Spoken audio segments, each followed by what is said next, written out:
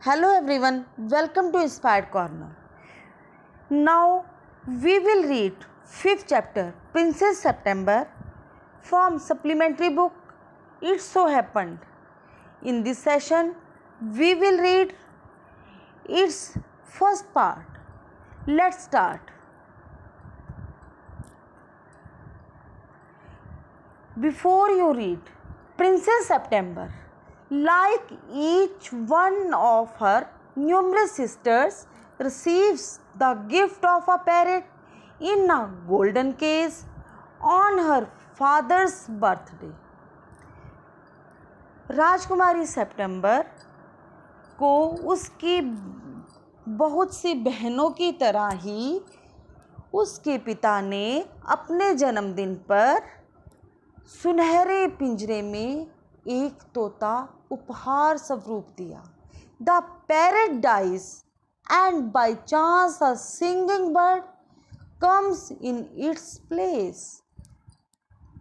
तोता मर गया और अचानक से उसके स्थान पर एक गाने वाला पक्षी आ गया. The princess shows of her pet to the sisters, who advise her to put it in a case.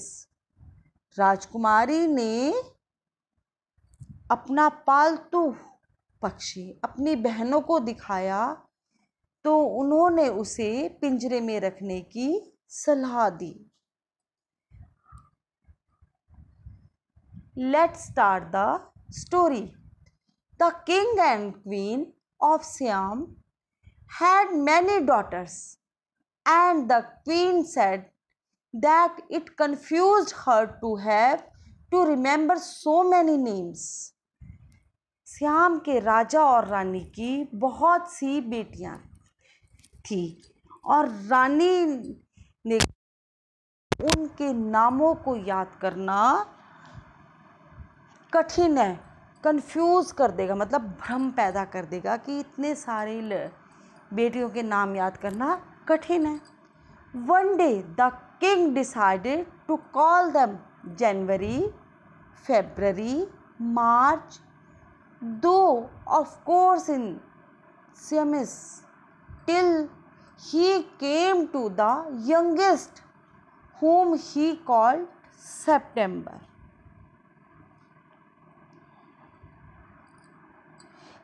अब इसलिए अब राजा ने एक दिन डिसाइड किया, निर्णय लिया कि उन्हें उनके जो नाम हैं महीनों के नाम के अनुसार याद करेंगे, मतलब उनके नाम के अनुसार बुलाएंगे, जैसे जनवरी, फरवरी, मार्च. और जो सबसे यंगेस्ट थी, सबसे जो छोटी राजकुमारी थी, बेटी थी, उसका नाम सितंबर आया.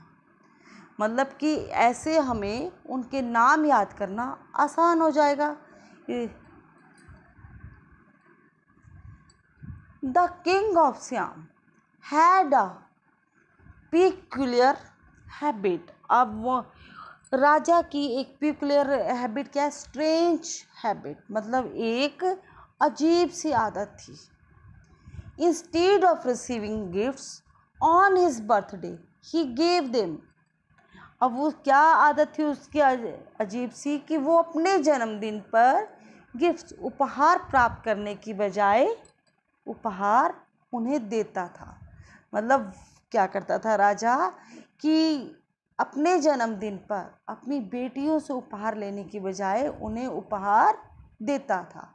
One year on his birthday, not having anything else handy, he gave each of his daughter a green parrot in a golden case. अब एक वर्ष जब उनका जन्मदिन आया तो उनके पास कोई भी ऐसी चीज़ नहीं थी उन्हें देने के लिए, तो वो अपनी बेटियों को सुनहरे पिंजरे में एक हरा तोता देते हैं. मतलब वो अपनी सभी बेटियों को गोल्डन केज में, सुनहरे पिंजरे में एक हरे रंग का तोता देते हैं. The princes were very proud of their parrot and they spent an hour every day in teaching them to talk. अब जो राजकुमारियां थी उन्हें अपने तोतों पर बहुत गर्व होता है और वो प्रत्येक दिन का 1 घंटा उसे बोलने के लिए पढ़ाने में यूज़ करती थी, स्पेंड करती थी, खर्च करती थी। मतलब वो प्रतिदिन राजकुमारियां अपने तोतों को बोलना सिखाती थी 1 घंटे तक।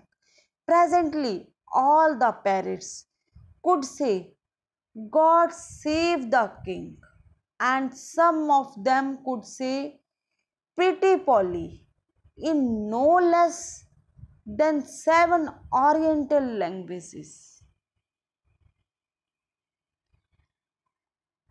अब उन तोतों ने कुछ चीजें सीख ली थी, जैसे गॉड सेव द किंग, भगवान राजा की रक्षा करे, ये वर्ड सीख लिया था, गॉड सेव द किंग। और कुछ ने उनमें से प्रेटी पॉली भी सीख लिया था। Less than 7 oriental language. Oriental क्या होता है? कंट्रीज ऑफ फार ईस्ट, सुदूर पूर्वी देश।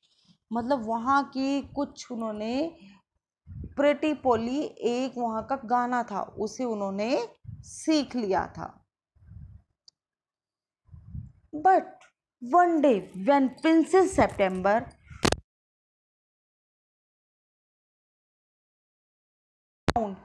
it lying dead at the bottom of its golden case।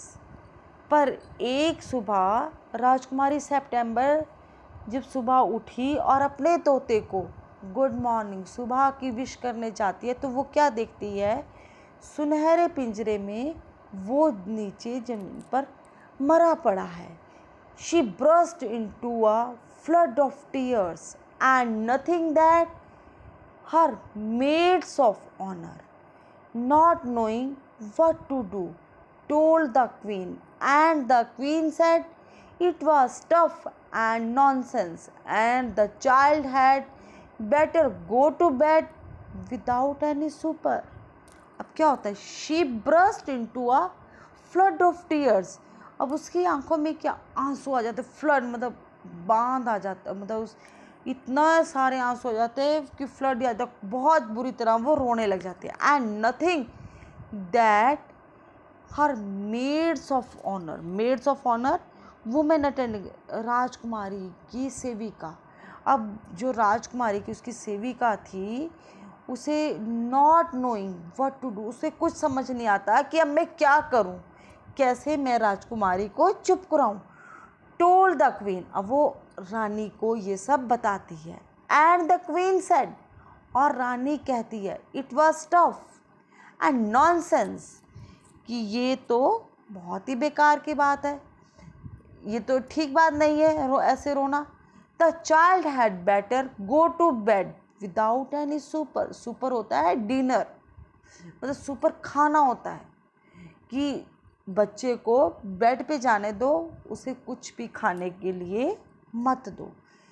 The maids of honour wanted to go to a party, और जो राजकुमारी की सेविका थी उससे किसी पार्टी में जाना था। So they put princess September to bed as quickly as they could and left her by herself. और वो जल्दी से क्या करती है? अब राजकुमारी सेप्टेम्बर को बेड पर लेटा देती है और वहाँ से जल्दी से चली जाती है। एंड वाइल शी ले इन हर bed crying still even though she felt rather hungry, she saw a little bird hope into her room. अब क्या होता है? एंड वाइल शी ले इन हर बेड, और जब वो अपने बेड पर लेटी हुई थी तो क्या होता है? Crying still even though she felt rather hungry, मतलब वो उस समय भूख से भी और वैसे भी रो रही होती है। शी सा a little bird, hope into her room. Hope होता है, इसका मतलब होता है jump, HOP, hope means jump. वो क्या देखती है कि उसके कमरे में एक बर्ड, एक पक्षी जंप करके आ जाता है। एक छोटा सा पक्षी उसके कमरे में कूदकर अंदर आ जाता है। She wiped her tears and sat up. अब वो अपने आंसुओं को पोंछती है और बैठ जाती है। Then the little bird began to sing, and he sang a beautiful song all about the lake in the king's garden and the willow trees that looked at themselves in the still water and the golden fish that glided in and out of the branches that were reflected in it. अब वो क्या करता है पक्षी? Then the little bird began to sing. अब वो छोटा शुरू कर देता है। He sang a beautiful song all about the lake in the king's garden. और वो अपना गाना राजे का जो बगीचा है उसमें जो झील है उसके बारे में बहुत ही प्यारा गाना गाता है, सुंदर सा। एंड द विलो ट्रीज, अब और किसके बारे में? सरई के पेड़, जो गार्डन में झील के किनारे सरई के पेड़ है, विलो ट्रीज है, उनके बारे में गाता है। And looked at themselves in the still water, और साथ में उस झील के पानी में देखता है। And the golden fish that glided in and out of the branches that were reflected in it. Glide होता है पास, जेंटली, धीरे से सरकना। और वो क्या दिखता है? पानी में जो विलो ट्रीज की रिफ्लेक्शन पड़ रही है, उसकी जो परछाई पड़ रही है, उसकी ब्रांचेस के ऊपर से चलती हुई जो सुनहरी मछली है वो चलती जा रही है, उसकी रिफ्लेक्ट, उनके ऊपर गाना गाता है। अब वो देखो, अब इस पूरे सेंटेंस का मतलब समझो। Then the little bird began to sing and he sang a beautiful song all about the lake in the king's garden and the willow trees that looked at themselves in the still water and the goldfish that glided in and out of the branches that were reflected in it. अब वो छोटा सा पक्षी गाना शुरू कर देता है, और वो गाना, जो प्यारा सा जो गाना गाता है, वो राजा के बगीचे और विलो पेड़ और उसकी जो रिफ्लेक्शन पानी में पड़ रही है, उसकी रिफ्लेक्शन में जो ब्रांचेस है उनके ऊपर से और नीचे से गुजरती हुई गोल्ड फिश, सुनहरी मछली के बारे में वो सुंदर सा गाना गाता है।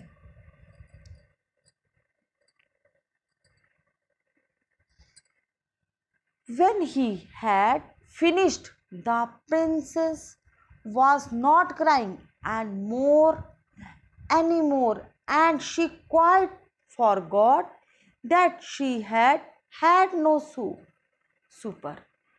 अब क्या होता है? When he had finished, जब वो पक्षी अपना गाना ख़त्म कर देता है, the princess was not crying any more, वो राजकुमारी और रोती नहीं है। क्राइंग एनी मोर मतलब और ज़्यादा नहीं रोती है।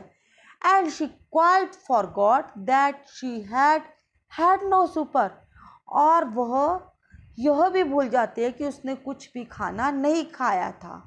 That was a very nice song, she said. अब वो क्या कहती है? वो बहुत ही प्यारा गाना था, मतलब वो वही गाना याद करती है जो पक्षी गा रहा था। The little bird gave her a bow, अब जो पक्षी है वो उसका अभिवादन नीचे झुक के करता है। Would you care to have me in place of your parrot, क्या तुम अपने पक्षी जो तुम्हारा तोता है उसकी जगह मेरी केयर करोगी? सेड द लिटिल बर्ड, छोटे से पक्षी ने कहा। It's true that I am not so pretty to look at, but on the other hand I have a much better voice. वो क्या कहता है पक्षी कि इट्स ट्रू, ये सच है, that I am not so pretty to look at, कि मैं उतना सुंदर नहीं हूँ, but on the other hand I have a much better voice, पर जो मेरी आवाज़ है वो बहुत अच्छी है। Princess September clapped her hands with delight, and then the little bird hopped on the end of her bed and sang her to sleep. अब क्या होता है?